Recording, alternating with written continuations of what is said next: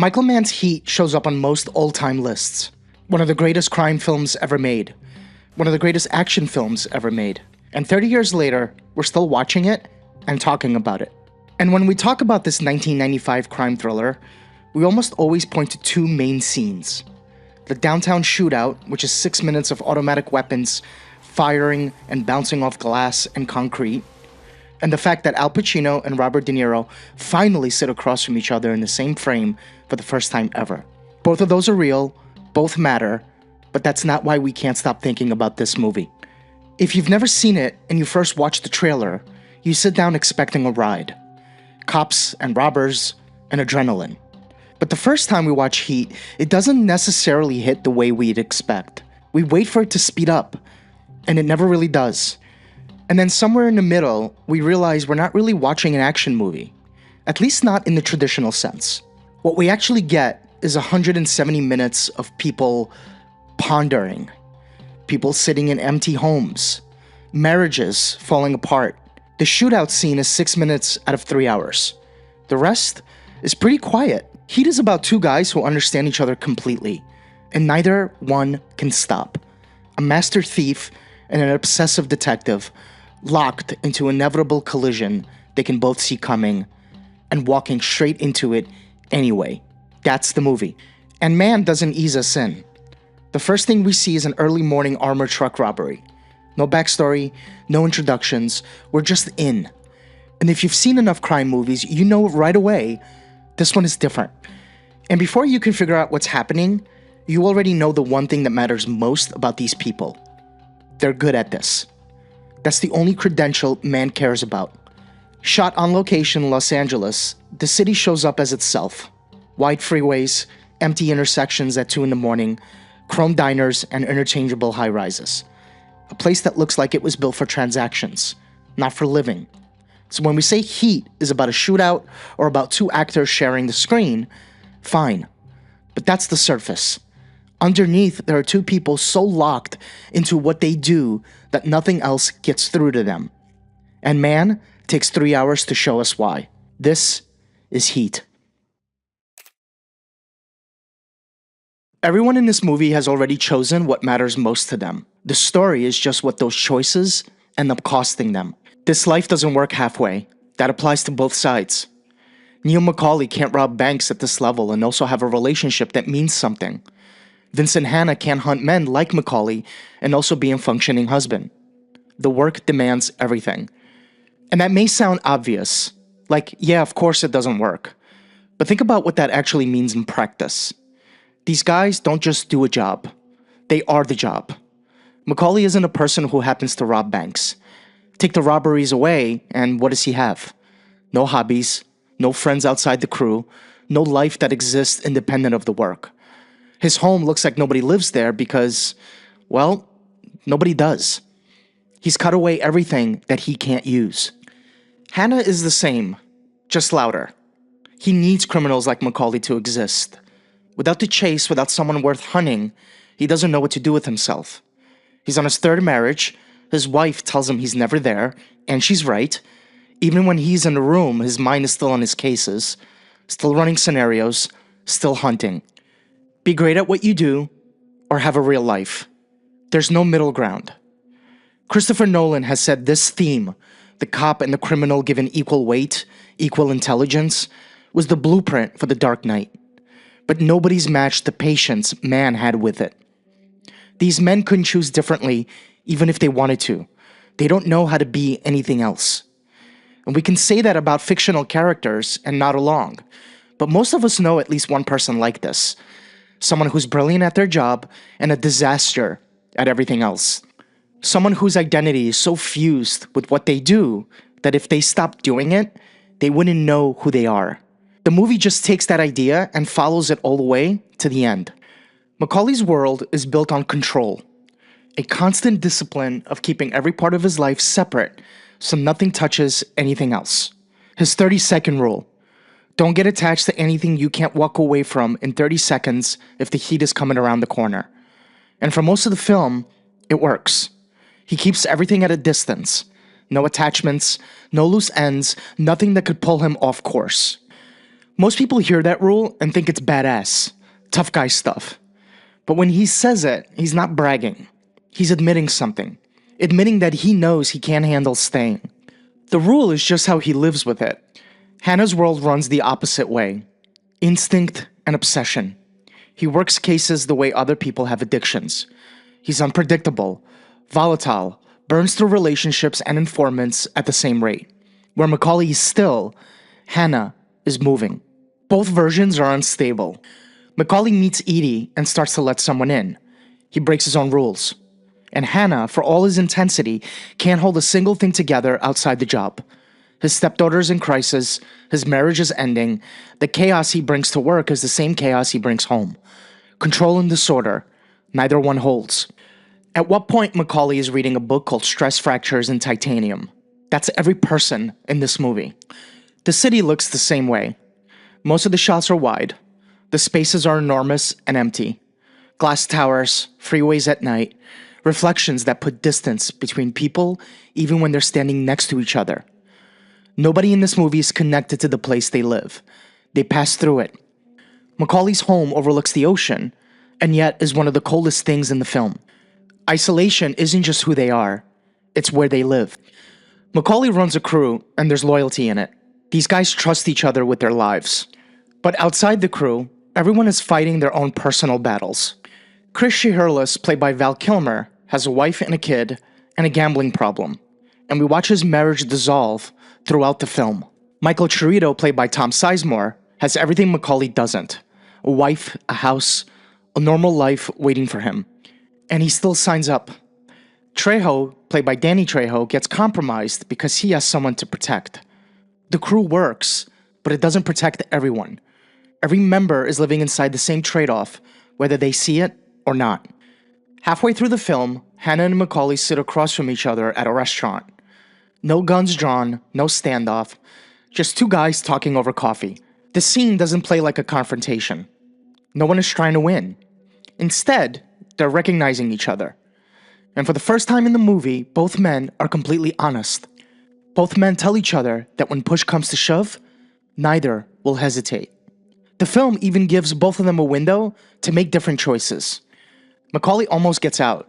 He has Edie. He has a plane ticket. He has a version of a future that doesn't end the way this one is heading. And Hanna, his wife, is right there asking him to be present, giving him a chance to choose differently. Both men see the exit. Neither one takes it. Let's start with Neil McCauley. The first thing that's pretty evident is that he doesn't take up much space. He sits still, speaks in short sentences, watches everything. Most of what De Niro does in this role is in what he doesn't do. He doesn't react when things go wrong, doesn't explain himself too much, and doesn't reach for reassurance. Whatever else might be in there, De Niro isn't showing us. His home tells us the same thing. A chair, a view, a book on a table. That's it. McCauley is constantly framed as a single figure against something enormous.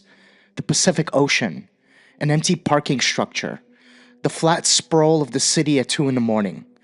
The space around him is a measure of how alone he is, and he keeps it that way, on purpose.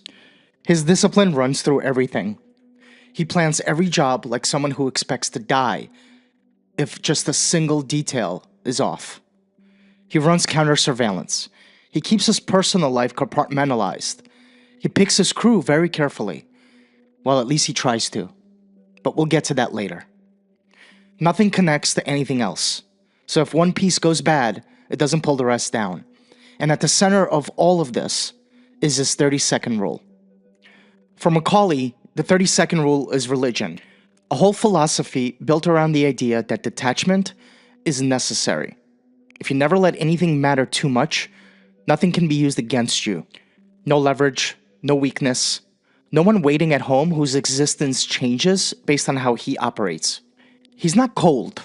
There are moments where he can feel something underneath, but he treats those moments almost like threats. For him, warmth is vulnerability. But then he meets Edie, played by Amy Brenneman. She's not part of the plan. She's not connected to his work. She's just a person who engages him at a restaurant, and something in the conversation intrigues him. For a while, it looks like McCauley might be capable of more than he thinks. He stays, he comes back, he lets it continue. The film lets us believe that McCauley might be destined for an ending even he doesn't believe is possible. We start to wonder if the 30-second rule was always just a theory, something he told himself to justify his emptiness, not something he actually needed. McCauley with Edie isn't a different person. He's the same person just trying to behave differently, and the gap is visible. He's present, but part of him is always calculating. He's affectionate, but the affection has a shelf life, and both of them can feel it. Edie asks him what he does. He lies, of course, and that lie is the whole relationship. She doesn't really know who he is. She knows a version he's assembled for the occasion. Most crime movies would make this romantic. The cold professional melts, and love redeems him. But Mann doesn't do that. And honestly, the movie would be worse if he did. Hanna is built from opposite materials, but runs on the same fuel. Pacino is hilariously unhinged.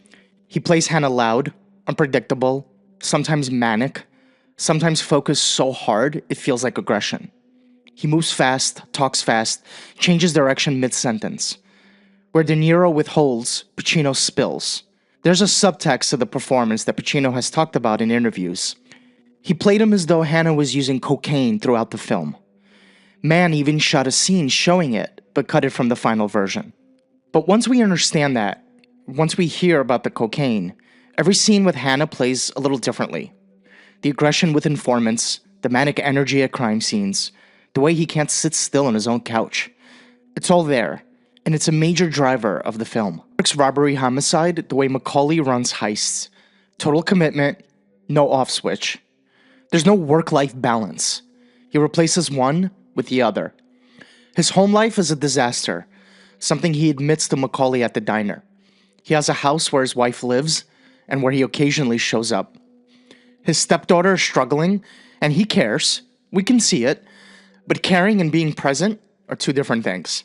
He's a guy running at full speed because he doesn't know what would happen if he stopped. 3 marriages, that number matters. It's not that Hanna's unlucky or that he picks the wrong women. He picks just fine. But he disappears into his work, and the marriage absorbs the damage until it can't anymore. His current wife, Justine, played by Diane Venora, isn't angry in the way we'd expect. She's tired. There's a moment where she's talking to him, and you can just tell she's rehearsed this conversation with herself already. She already knows how this ends because she's watched it happening. She tells him directly, "You're here, but you're not here." And Hanna doesn't argue. He doesn't promise to change. He just absorbs it and goes back to work. McCauley and Hanna want the same thing, to feel like their respective lives make sense. They want justification that their lives require them to be exactly who they are. McCauley gets that through control. Hanna gets it through pursuit. And they both discovered that the only place it happens is at work. Once we've found the one thing that makes us feel real, everything else starts to feel like interference. Here's the truth. We love McCauley. We quote his 30-second rule like it's a life philosophy. But the movie doesn't just admire him, it traps him. The precision and the detachment, everything we think makes him cool, is exactly what puts him on that runway, alone, at the end. 2 men, one quiet, one loud, one controlled, one volatile. And the easy version of this movie would play them as opposites. But McCauley and Hanna are both former Marines, both check their gun chambers before entering a room, both have organized their entire existence around a single pursuit and lost everything else in the process. McCauley is alone in a bare apartment overlooking the ocean. Hanna is alone in a house full of furniture. The setting looks different. The condition is the same. And the people who see this most clearly is each other. The people around them are living the same lives, but with less talent and less luck. Michael Chirito is the muscle. He's reliable, experienced, but without McCauley's capacity for restraint. Nate, played by Jon Voight, operates on the margins as the crew's fence and fixer. Close enough to the work to profit, but distant enough to be cautious. Then there's Chris. He's the closest thing to someone who might actually have a chance to get out. He's McCauley's best operator, a marksman, reliable under fire, and someone Neil might actually consider to be a friend. But he also has a wife, a kid, and a gambling habit that keeps dragging him towards normal human disorder. When everything collapses, Chris gets something nobody else in the film does. His wife Charlene is brought in by the police to set him up. They put her on a balcony where he can see her, and if she identifies him, he walks into an ambush. She instead gives him a signal, the blackjack sign for stand, as in, stay where you are, don't come closer. She warns him, and Chris walks away. Somebody chose him over the system. That's the difference between Chris and everyone else. Donald Breeden doesn't get that. Played by Dennis Haysbert, Breeden is an old associate of Neil and Chris. He's on parole working a demeaning restaurant job, trying to stay clean while being treated like absolute crap. When Neil and the crew need a last-minute driver, Breeden says yes. The straight world already showed him what it thinks of him. Ultimately, he dies during the bank robbery, fast and unceremoniously. McCauley doesn't stop. The job keeps moving. Breeden is labor, used and discarded. And if there's a weakness in the film, it's probably here. Mann gives Breeden enough screen time to feel real, but not enough to feel mourn. His death is fast because the plot needs it to be fast. And we can feel all the reasons underneath that choice. And finally, we have Waingro. Every other character in this film operates with some kind of code. Rules, loyalty, obsession, something. Waingro, played by Kevin Gage, has nothing. He kills one of the guards during the opening heist for no operational reason. He murders a sex worker in a hotel room. He has no professional integrity, no internal structure, and he's the one who drags the entire plot into motion. McCauley tries to have him killed after the first job. Waingro survives, and his survival becomes the crack that eventually breaks everything. Chris might escape. Breeden never had a chance. Waingro is the one thing that makes escape impossible for everyone else. Because McCauley doesn't fall apart because the cops are too good. He falls apart because Waingro is still alive, and he can't let it go. The discipline that defined him for the entire film cracks over one person he can't walk away from. Not a lover, not a friend, an enemy. Anger is what finally gets through to him. Hanna does something similar. His stepdaughter attempts suicide, and for a moment, that all-important case disappears. He's at the hospital, he's present, but he leaves. He goes back to the hunt, and his wife sees it happen. This is what a lot of us get wrong about this movie. We oftentimes call these guys disciplined, committed, but those are the words we use when we don't want to say the word broken. By the time the final act begins, the collapse isn't sudden. It's actually been happening the entire time. The only question left is which one of them sees it first.